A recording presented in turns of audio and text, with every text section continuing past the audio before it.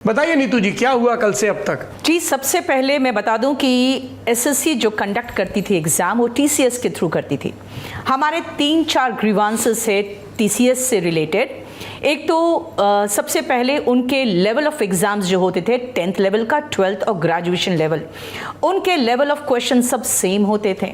दूसरी बात है, वो करीबन 10-10 क्वेश्चन गलत दे रही थी और उसके बाद जब उसके रिप्रेजेंटेशन करना होता था तो 100 रुपये पर क्वेश्चन लेके करोड़ों रुपये इसमें भी छापती थी।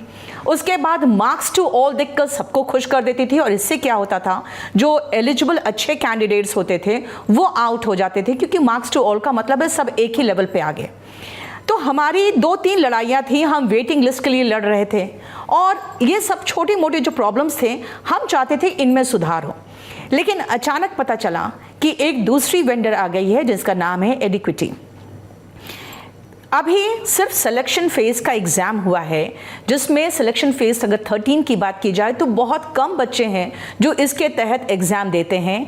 अब इसमें इतनी बड़ी प्रॉब्लम हुई है कि बच्चों को जो सेंटर्स है वहाँ पे फ़ैन तक उपलब्ध नहीं है, उनका माउस नहीं चल रहा है, उनका सर्वर स्लो है, वो खेतों में जाके सेंटर्स है जहाँ तक पहुँचना भी बहुत मुश्किल है। अब इससे रिलेटेड बहुत बार हम लोग एसएससी चीफ से मिल चुके। अल्टीमेटली उन्होंने हाथ खड़े कर दी कि जो हमारे से हो सकता है हमने बता दिया आपको, अब इसके आगे आप जाके डीओपीटी में बात करिए, सारा उन्हीं की जिम्मेदारी है। चलिए, डीओपीटी में भी कुछ ऐसे स्टाफ थे जिनसे बातें मुलाकातें हो गई, लेकिन हमारा था कि डीओपीटी मिनिस्टर अगर 5 मिनट की टाइम हमें दे दे तो हम इस सारे मुद्दों को बहुत अच्छे से प्रेजेंट कर सकते हैं सिर्फ 5 मिनट में। इसके लिए अभिनय सर ने पूरे कंप्लीट देश के शिक्षकों का आह्वान किया कि आइए बैठ के डिस्कस करते हैं, और हम लोग सिर्फ 4 लोग जाके डीओपीटी मिनिस्टर से मिलेंगे। कल करीबन 30 से 40 लोग होंगे जो हम लोग आगे बढ़ें। और हमने वहाँ पे जब एसएचओ ने हमें रोका वहाँ पे पार्लियामेंट स्ट्रीट में, तो हमने कहा सिर्फ हम में से 4 नाम ले लीजिए और हमारे मुलाकात करवा दीजिए, बाकी सारे टीचर्स पीछे रह जाएंगे। लेकिन उन्होंने कहा कि फिर ठीक है, आपके 4 नाम लेके हम आगे बढ़ाते हैं, आप लोग रुकिए। और ये करके उन्होंने फिर बहुत ही अपशब्द का इस्तेमाल किया, जो उन्होंने सीधा कह दिया कि अगर आप मर्द होते तो आप ये वर्दी पहने होते। ये उन्होंने हमारे एक शिक्षक को कहा, जबकि वो शिक्षक ऑलरेडी वर्दी पहन के उतार चुके हैं और अब शिक्षा जगत में हैं।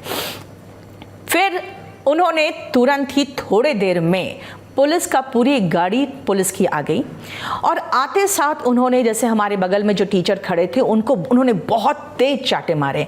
प्लस उन्होंने सर, हम लोग बहुत सारे लोग थे। अच्छा। जो हमारे बगल में एक टीचर थे, मैं नाम इसलिए नहीं लेना चाहती हूँ क्योंकि मैं नहीं चाहती हूँ कि कोई इंसल्ट हो इस तरह से, क्योंकि उन्होंने उनको बहुत ख़राब से चाटे मारे और गाल पे चाटे मारे। बहुत ही सम्मानीय टीचर थे। उसके बाद उन्होंने सबको ढकेल दिया और बुरी तरह से स्टैम्पेड होता गया। वहाँ पे मैं लड़खड़ा गई, मैंने दीवार पकड़ के मैंने अपने आप को बचाया, मैं किनारे हटी, सब लोग भागे। लेकिन उन्होंने चारों तरफ से घेर रखा था, बिल्कुल जैसे कोई क्रिमिनल को घेर लेते हैं, और उन्होंने सबको पकड़ के बिल्कुल खदेड़ के बस में भरना शुरू किया। मुझे भी पकड़ के खदेड़ के बस में भरा गया, मुझे भी। और उसके बाद 4 घंटे तक, इनफैक्ट 2 बसें भरी गई। एक में हम लोग करीबन 30-35 लोग थे, एक में करीबन 15 लोग होंगे, और दोनों बस, एक गई भवाना की तरफ, दूसरे हम लोग को भेज दिया गया कापसेड़ा बॉर्डर की तरफ। उसके बाद वहाँ से फिर घुमाते हुए नजफगढ़ घुमाने लगे। करीबन 4 घंटे के बाद हमारे कुछ टीचर्स परेशान हो गए कि भाई ना हमें पानी दिया जा रहा है, ना हमें वॉशरूम का इस्तेमाल करने दिया जा रहा है, आप लोग कब तक घुमाते रहोगे।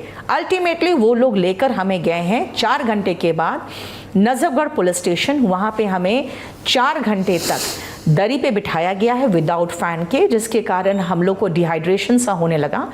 अल्टीमेटली 8:30 बजे हमें छोड़ा गया वहाँ पे, और वहीं पर छोड़ दिया गया। फिर हम लोग वापस करीबन 10:30 बजे घर आए हैं। इस बीच हमारे से ऐसे पूछताछ की जा रही थी, चाहे नाम लेना हो, चाहे फ़ोन नंबर है, आधार है, सब कुछ लेके, ताकि पूरी तरह से वो बिल्कुल सुनिश्चित कर लेना चाहते थे कि ये कौन है, इनकी आइडेंटिटी पूरी रिवील होनी चाहिए। अल्टीमेटली आज दोपहर को हमारे पास एक एफआईआर की कॉपी आई है, जिसके तहत हम सभी टीचर्स पर एफआईआर दर्ज कर लिया गया है, और ये सेक्शन 223 के अंतर्गत है, बीएनएस के अंतर्गत है। तो हम सिर्फ यही पूछना चाहते हैं कि हम ना वहाँ कोई प्रोटेस्ट कर रहे थे, क्योंकि हमने बच्चों को नहीं बुलाया था, कोई हंगामा खड़ा करना हमारा मकसद नहीं था। बस सिर्फ ये चाहते थे कि आपकी सोच बदले और एक फेयर तरीके से एग्ज़ाम हो और बच्चों को एक फेयर मौका मिले अपने आप को साबित करने का, और जिस नौकरी के काबिल हो वो नौकरी उन्हें मिले।